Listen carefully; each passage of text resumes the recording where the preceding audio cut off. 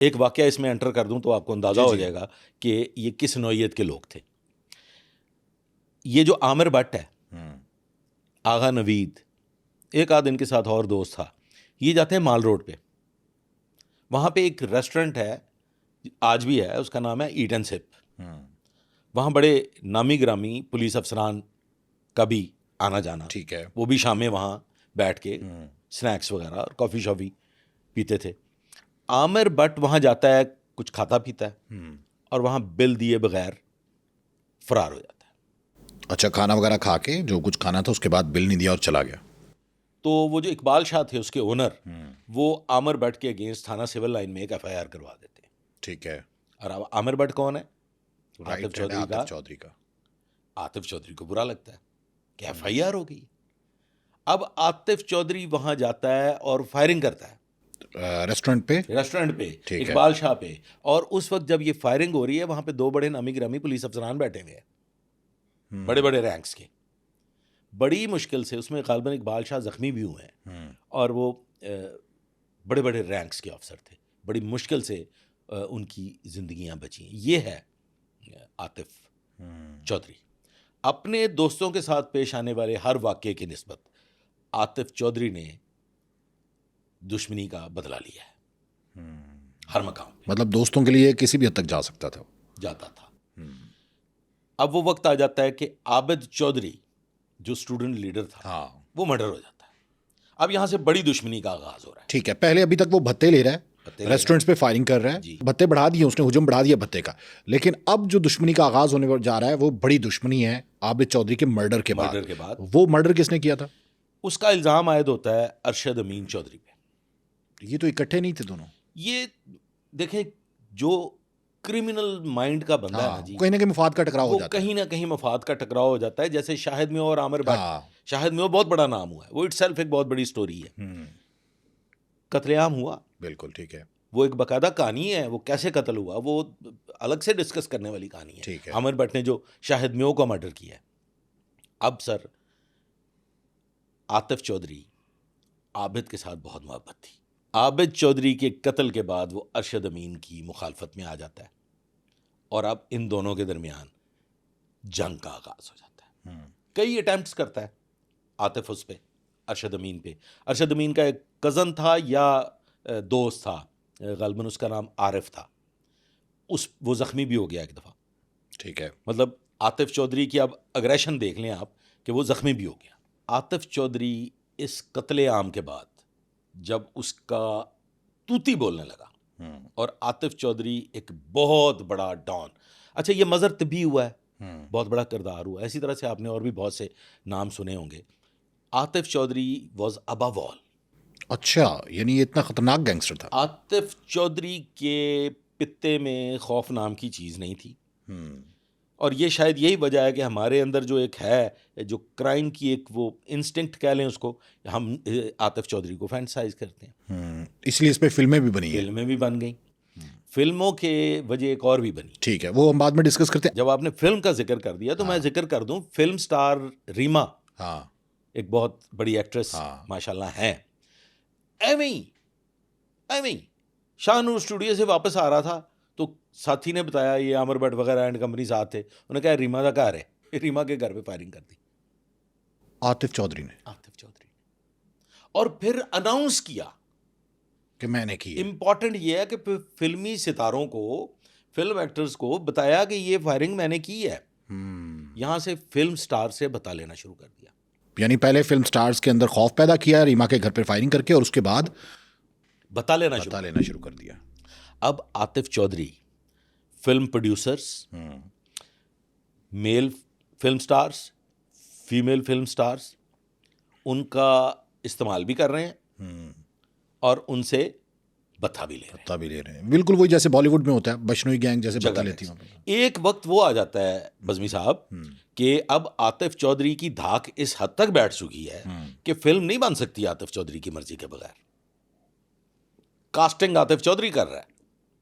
अच्छा, पीछे प्रोड्यूसर कोई भी हो शोबिज़ में, आतिफ चौधरी कास्टिंग कर रहा है। यानी लॉलीवुड जो है वो आतिफ चौधरी के इशारों पे चल रहा था कि फलां इसमें होगा तो फिल्म बनेगी, फलां नहीं होगा तो फिल्म नहीं बनेगी।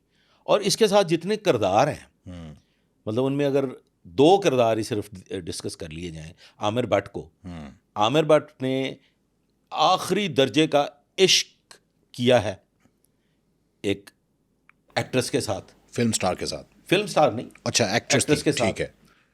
ठीक है जी। इसी तरह से ये जो नदीम पोपा एक बहुत बड़ा करैक्टर हुआ है, हाँ, इसने भी एक एक्ट्रेस के साथ इश्क किया। तो आतिफ चौधरी भी पीछे नहीं रहा होगा। आतिफ चौधरी वॉज, आप उसे क्या कह सकते हैं, प्ले बॉय। आतिफ चौधरी ने ऑल दो शादी एक की, वो भी कुछ इसी नौयत की शादी थी, जिसमें से गालिबन आतिफ चौधरी का एक बेटा भी है, वो भी इसी नौयत की शादी थी। लेकिन आतिफ चौधरी इस तरह का आशिक मिजाज, इश्क के पंगे में नहीं पड़ा, इश्क के पंगे में नहीं पड़ा। और ये जो आमिर भट्ट है, आमिर भट्ट के इश्क की वजह से तो ये गैंग पकड़ा भी जाने लगा था। अच्छा जी, इस पे जो एक्ट्रेस आमिर भट्ट की माशूका थी, उस पे पुलिस ने वर्किंग शुरू कर दी थी। राना मुनीर हुए हैं, एक डीएसपी रिटायर हुए हैं, उनको पता चल गया कि आमिर भट्ट और आतिफ चौधरी का यहाँ बड़ा आना जाना है और इसकी गिरफ्तारी के लिए वो कोशां थे। तो उन्होंने उस एक्ट्रेस से रब्ता कायम कर लिया। वो एक्ट्रेस जो थी वो इतनी खौफजदा थी इनसे कि उसने इलाका गैर में जाके बता दिया कि जी मुझसे फलां फलां पुलिस ऑफिसर है, वो रब्ता कायम किए तो हुए टफ टाइम दिया उस पुलिस ऑफिसर को। सर वही मैं अर्ज करने लगा हूँ, वो उस वक्त एसएचओ सांदा थे, ठीक है, और गालिबन आतिफ चौधरी के लिए ही उन्हें एसएचओ सांदा लगाया गया था। टारगेट दिया ये गया था कि वाकयात आतिफ आगे चौधरी, ठीक है, डिस्कस होते जाएंगे। आतिफ चौधरी ने फ़ोन किया उस पुलिस अफसर को। आतिफ चौधरी का एक डायलॉग था, फ़ोन करके ना वो कहता होता था, मोहब्बत जी, मोहब्बत तुसी चंगी नहीं कर रहे। वो जो राना मुनीर है ना, उसकी आतिफ चौधरी से एक मुलाकात भी हो चुकी है। वो जब एसएचओ लोहारी थे तो Atif was in jail at that time, ये गिरफ्तार होके जेल में था। वो आतिफ चौधरी से जेल में मुलाकात करने के लिए गए नदीम पोपे की अरेस्ट के लिए। अच्छा, तमाम दिन सख्त गर्मियां थी। आतिफ चौधरी का वहां पे कहते ना मदर तब्बी का बड़ा जनाब जेल में शशका था। आतिफ चौधरी का इस हद तक असर रसूख था जेल में कि उसको ये पता था कि पुलिस आई हुई है और मुझसे मिलना चाहती है। अच्छा, इतने मुखबर और इतना निज़ाम जी, था। वो वहाँ सारे ये राना मुनीर एंड कंपनी ये सब वहाँ सख्त चिलचिलाती हुई धूप में, बड़ा उस वक्त ऐसा कोई मुनासिब इंतज़ाम भी नहीं था, खुले मैदान हुआ करते थे, वो वहाँ मौजूद थे। आतिफ चौधरी ने पैगाम भिजवाया कि जी आ जाओ मुलाकात के लिए। राना मुनीर ने फिर आतिफ चौधरी से मुलाकात की जेल में।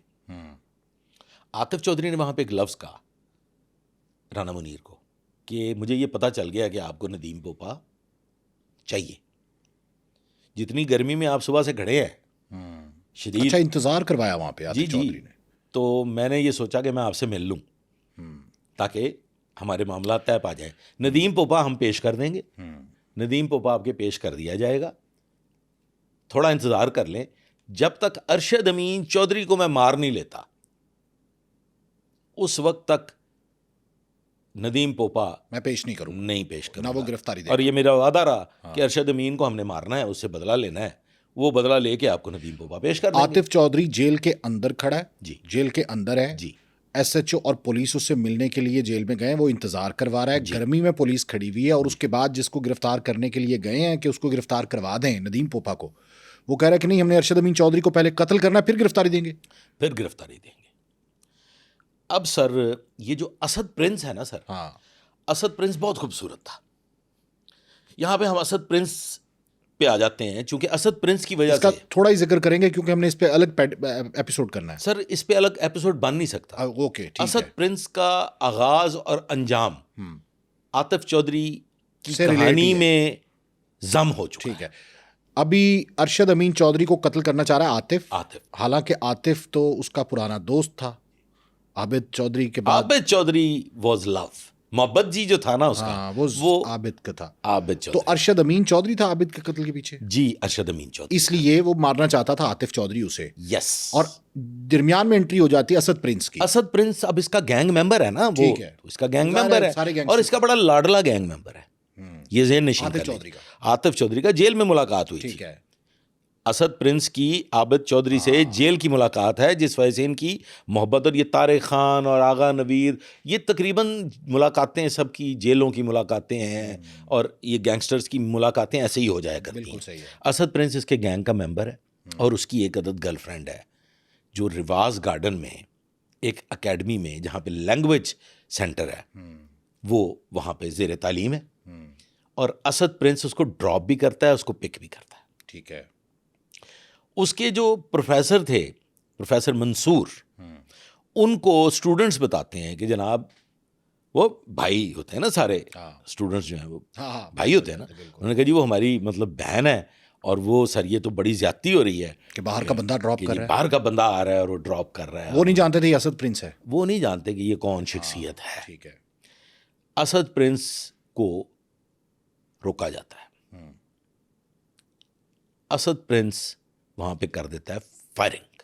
अच्छा, पिस्टल साथ था उसके? वो सारा वेपन तो ना हो, जैसे लिखारी के पास कलम ज़रूरी है, इस तरह से इन गैंगस्टर्स के पास वेपन का होना लाजुम व मलजूम है। ठीक है, वो फायरिंग कर देता वहाँ पे। फायरिंग करता है, उससे एक लड़का जो है वो बड़ा बुरी तरह से ज़ख्मी हो जाता है। वो भी ही वॉज अ स्टूडेंट। यहाँ से एक नई कहानी का आगाज होता है आतिफ चौधरी की ज़िंदगी का। अब ये जो प्रोफेसर मंसूर हैं, उस लड़के के ज़ख्मी होने के बाद फाइनली सुलह हो जाती है। ठीक है। किससे? असद प्रिंस से, प्रेशराइज करके या व्हाटएवर जो भी था। लेकिन उस सुलह के एवज 1.25 लाख रुपया उस लड़के के अहले खाना को पे किया जाता है। सुलह ऐसे मुफ्त में नहीं होती, पे करते हैं। ये चीज़ आतिफ चौधरी को पसंद नहीं आती कि उन्होंने 1.25 लाख रुपए क्यों लिए। 1.25 लाख ले लिया, मेरे बंदे की सुलह का 1.25 लाख ले लिया।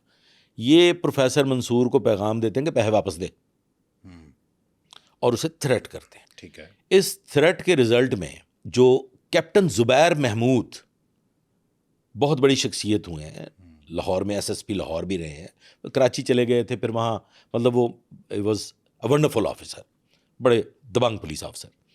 तो कैप्टन जुबैर साहब को ये शिकायत जाती है area city, he was SP city, तो उन्हें ये शिकायत जाती है प्रोफेसर मंसूर की जानिब से कि जनाब ऐसे ऐसे ये वाक़या हुआ था जिसमें लड़का ज़ख्मी हुआ था और उसका फिर माफ़ी हो गई थी, सुलह हो गई थी, लेकिन अब आतिफ चौधरी, आमिर भट्ट, असद, वही लड़का असद प्रिंस और इनके दीगर साथी खालिद, हीरा वगैरह, ये हम पे बार बार आके इस बात पे प्रेशराइज कर रहे हैं कि पैसे वापस करो।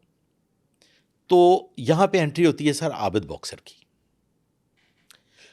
आबिद बॉक्सर का नाम सुना होगा? बिल्कुल बिल्कुल। Abid boxer was PSO to SP city. SP city, ठीक है। अब जाहिर है पीएसओ की जो स्पेशल स्टाफ का इंचार्ज है उसी की ड्यूटियां लगती हैं। तो कैप्टन जुबैर महमूद आबिद बॉक्सर से कहते हैं कि आप जाएं प्रोफेसर मंसूर साहब के साथ, ये सारे मामले को आप ये हैंड ओवर कर रहा हूं, आपने इसको देखना है। इसके बाद आबिद की वो कहानी है कि उसमें जो भी वाक़या पेश आया, वो वाक़या कुछ इस तरह से था कि आबिद का पहला एनकाउंटर हो गया आतिफ चौधरी के साथ।